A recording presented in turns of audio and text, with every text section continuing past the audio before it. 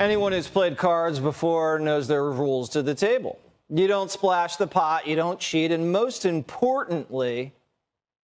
Listen, here's the thing. If you can't spot the sucker in your first half hour at the table, then you are the sucker.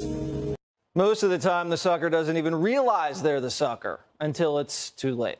And Democrats right now are sitting around the midterm poker table realizing they're the sucker. They're out of chips, they're out of ideas, and they're sweating through their shirts. And when Democrats are nervous, they have to make everybody around them nervous too. Democracy is on the ballot this year in America. Democracy, as we know it, may not survive. The Republicans have absolutely no plan to do anything about it. They're going after democracy. One final warning on this issue to make very clear, to leave no doubt, that we have people out there still peddling the big lie. Guys, this is it. We've been warned. And what's the country going to look like after the red wave? Nazi Germany. This country is on track to repeat what happened in Germany when it was the greatest democracy going, elected a chancellor who then co-opted the media. Still not scared? All right. What about a civil war started by white Christian men?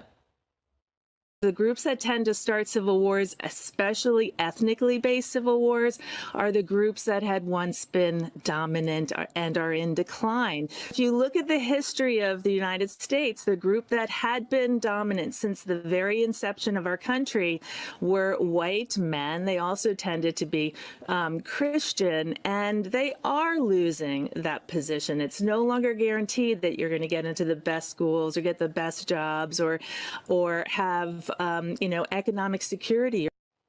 So, if Republicans win the House and the Senate, it's going to be a Nazi Germany with a white Christian male civil war on the side.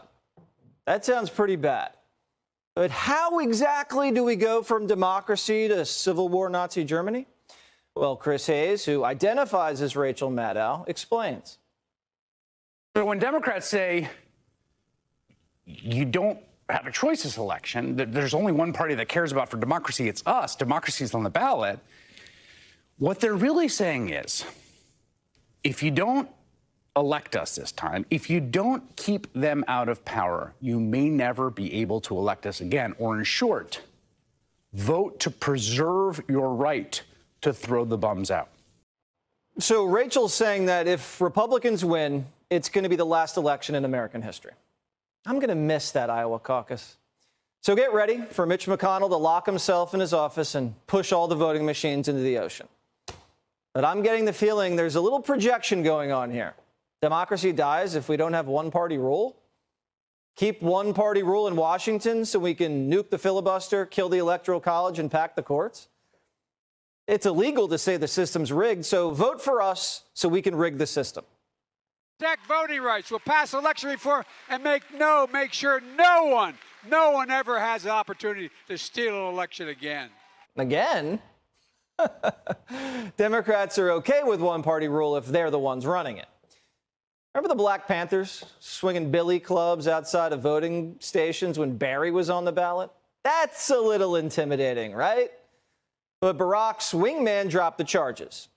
And they ignored the deranged leftist who showed up at Justice Kavanaugh's home to try to assassinate him in front of his family.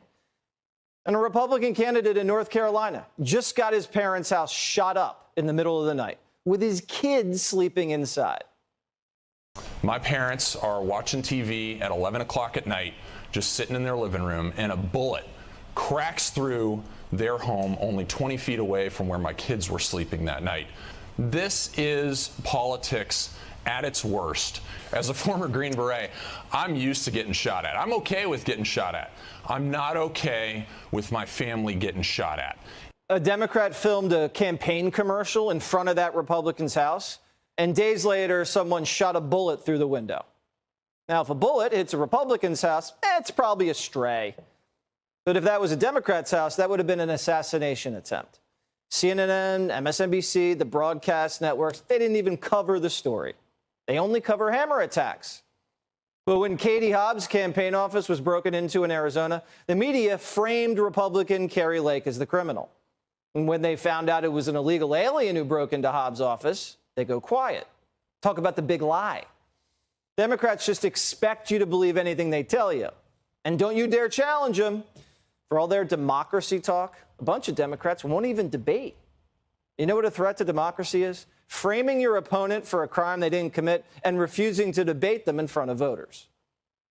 Why not debate your opponent? If you believe your opponent is, has issues and is spreading conspiracy theories about a stolen election and so on, and is not being truthful with the people of Arizona, why then not get on the debate stage and debate her? And our campaign strategy is our campaign strategy. Why do you think it wasn't important for people to see a debate in this election for governor at all? We're 6 days from the election, and this is the decision we made. So, you know how democracy dies when Democrats don't debate.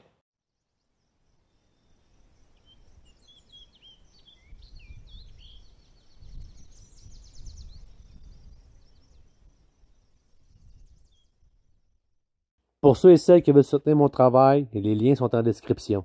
Merci. Vous n'avez pas entendu parler du Facteur? Les nouvelles du Facteur